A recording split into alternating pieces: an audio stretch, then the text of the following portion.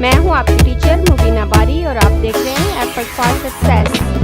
मज़ीद वीडियोस और अपडेट के लिए आप हमारी वेबसाइट विजिट कर सकते हैं। उसके अलावा आप हमें हमारे फेसबुक पेज पर भी फॉलो कर सकते हैं। आज की इस क्लास में हम सिनेरियो मैनेजर पे बात करेंगे। डाटा टैब में व्हाट इफ एनालिसिस पे क्लिक करूं तो मेरे पास 3 ऑप्शन आते हैं, सिनेरियो मैनेजर, गोल सीक और डाटा टैब, जिसमें से फर्स्ट ऑप्शन सिनेरियो मैनेजर का है।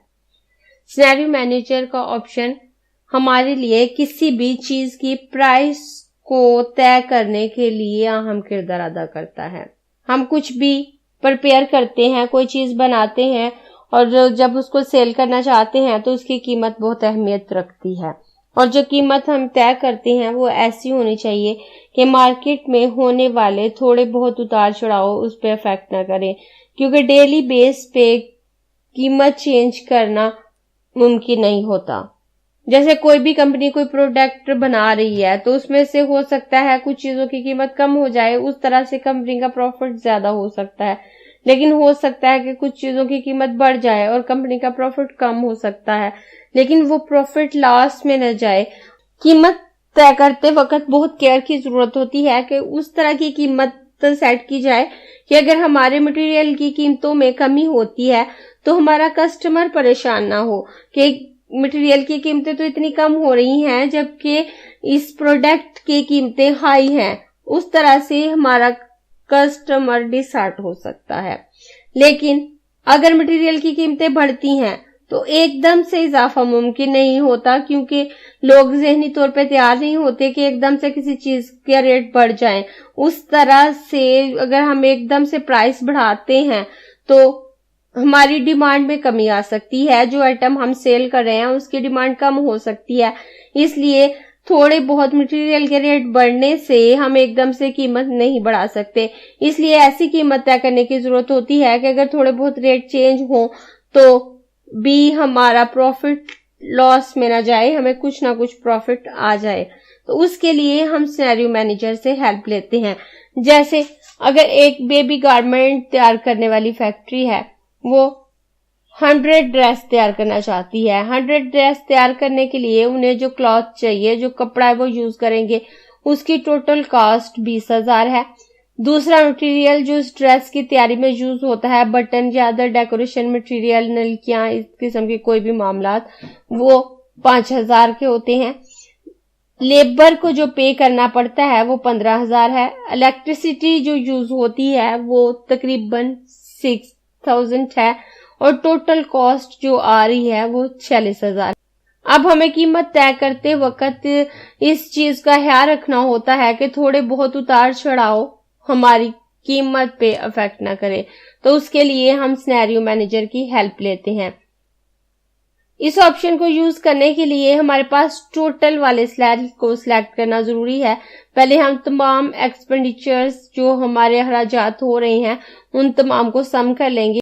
इस ऑप्शन को इस्तेमाल करने के लिए मैं अपने टोटल कॉस्ट वाले सेल को सिलेक्ट करूंगी, व्हाट इफ एनालिसिस पे क्लिक करूंगी और यहाँ से सिनेरियो मैनेजर पे क्लिक करूंगी तो मेरे पास इस तरह का डायलॉग बॉक्स आएगा। अब अगर मैंने पहले से कोई सिनेरियो ऐड कर रखे होते तो वो यहाँ पे शो हो रहे होते हैं, लेकिन अभी मैंने कोई सिनेरियो ऐड नहीं किया तो यहाँ कोई शो नहीं हो रहा। अब मैं ऐड पे क्लिक करूं तो मेरे पास इस तरह की विंडो आती है। यहाँ मुझसे मेरे सिनेरियो का नाम पूछ रहा है। अब मैंने अभी इसकी मिनिमम वैल्यू तय करनी है तो मैं इसका नाम मिनिमम ही रख लेती हूँ।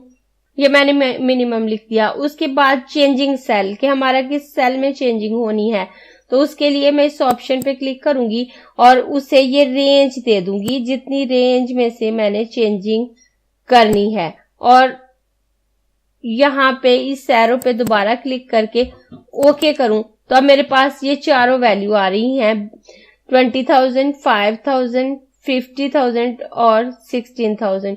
अब यहाँ से मैं इन वैल्यू को चेंज कर सकती हूँ। फर्ज करें, हम सोच सकते हैं कि अगर कपड़े की प्राइस कम होती है तो कितनी कम हो सकती है। अगर हम फर्ज करते हैं कि कपड़े की कीमत 2,000 कम होकर 18,000 हो सकती है और दूसरे मटेरियल की कीमतें 500 कम होकर 4500 हो सकते हैं, लेकिन लेबर की बात करें तो लेबर कम नहीं हो सकती, तो इसे मैं यूं ही रहने दूंगी, क्योंकि रियल में हम अपनी लेबर को जो भी पे कर रहे होते हैं उसमें कमी नहीं होती, लेकिन बकाया मटेरियल की कीमतें चेंज हो सकती हैं। अगर हम सोचें कि इलेक्ट्रिसिटी बिल में 500 की कमी हो सकती है, तो मैं यहाँ भी इसकी प्राइस कम कर दूंगी। प्राइस कम करने के बाद अगर मैं ओके करूं तो मेरी यहाँ पे कीमत चेंज हो जाएगी और मेरा ये टेबल खराब हो जाएगा, क्योंकि जो नई कीमत होगी वो यहाँ ऐड हो जाएगी। मैं यहाँ पे ऐड बटन पे क्लिक करूंगी, तो ऐड करने के बाद दोबारा से एक नया सिनेरियो ऐड करूंगी और यहाँ पर मैं मैक्सिमम वैल्यूज ऐड करूंगी कि मेरी प्राइस मैक्सिमम कहां तक पहुंच सकती है, तो मैं यहाँ पे मैक्सिमम लिख दूंगी। उसके बाद चेंजिंग सेल में वही रेंज दे दूंगी जो मैंने पहले ली थी और उसके बाद यहां से ओके करूंगी। मेरे पास वापस वही वैल्यूज आ रही हैं। अब अगर मैं फर्ज करूं कि कपड़े की कीमतें बढ़कर 25,000 हो सकती हैं और दूसरी मटेरियल की कीमतें बढ़कर 6,000 हो सकती हैं, जबकि हमारी लेबर बढ़कर 16,000 हो सकती है और इलेक्ट्रिसिटी बिल हमारा बढ़कर 7,000 हो सकता है। मैंने जो मिनिमम वैल्यू ली है उसमें कम चेंज किया है, जबकि मैंने जो मैक्सिमम वैल्यू ली है उसमें ज्यादा चेंजिंग किया है, क्योंकि एक्चुअल में ऐसा ही होता है। जब कीमतें बढ़ती हैं तो वो ज्यादा तेजी से बढ़ती हैं, लेकिन जब कीमतें कम होती हैं किसी मटेरियल की तो वो बहुत माइनर सी चेंजिंग होती है, बहुत हल्की फुल्की चेंजिंग होती है। और उसके बाद मैं ऐड पे क्लिक कर दूंगी। ऐड पे क्लिक करने के बाद मैं इस ऑप्शन को क्लोज कर दूंगी। तो आप देखें यहाँ पे मेरे दोनों सिनेरियो शो हो रहे हैं, मिनिमम और मैक्सिमम। अब अगर मैं अपने सिनेरियो को देखना चाहती हूं तो मैं इस समरी ऑप्शन पे क्लिक करूं तो मेरे पास दो ऑप्शन आएंगे, सिनेरियो समरी और सिनेरियो पिवट रिपोर्ट, कि मैं अपने सिनेरियो को समरी के रूप में देखना चाहती हूं या पिवट रिपोर्ट के रूप में।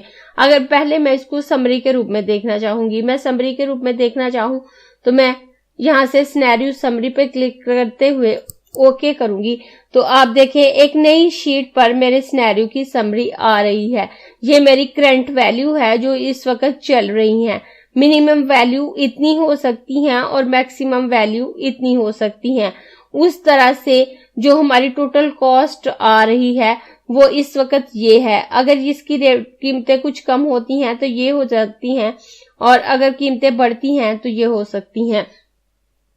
अब हम जब इसकी कीमत तय करेंगे तो हम ये कर सकते हैं कि हम मिनिमम और मैक्सिमम वैल्यू को प्लस करें और प्लस करने के बाद हम उसकी एवरेज निकाल लें। उस तरह से हम वो प्राइस सेट कर सकते हैं जिसपे हम अपनी प्रोडक्ट को सेल करेंगे और उसमें अपना प्रॉफिट का मार्जिन रखते हुए प्राइस सेट कर सकते हैं। ये मैं सिनेरियो समरी वाली शीट पे हूं। मैं शीट 1 पे वापस आती हूं और दोबारा व्हाट इफ एनालिसिस पे आते हुए सिनेरियो मैनेजर पे क्लिक करूंगी। मेरे दोनों सिनेरियो ऐड हैं। मैं दोबारा समरी पे क्लिक करूंगी और अब अगर मैं अपने सिनेरियो को पिवट रिपोर्ट के रूप में देखना चाहती हूं तो मैं इस ऑप्शन पे क्लिक करूंगी और ओके करूंगी। तो मेरे पास सिनेरियो पिवट टेबल के नाम से एक और शीट आ गई है जिसमें हमारा पिवट टेबल मौजूद है, जिसमें मैक्सिमम और मिनिमम वैल्यूज हैं और इसके अलावा तमाम ऑप्शन मौजूद हैं जो हम पिवट टेबल क्रिएट करते हुए यूज करते हैं और उसके साथ एनालिसिस और डिजाइन का टैब भी अपीयर हो गया है।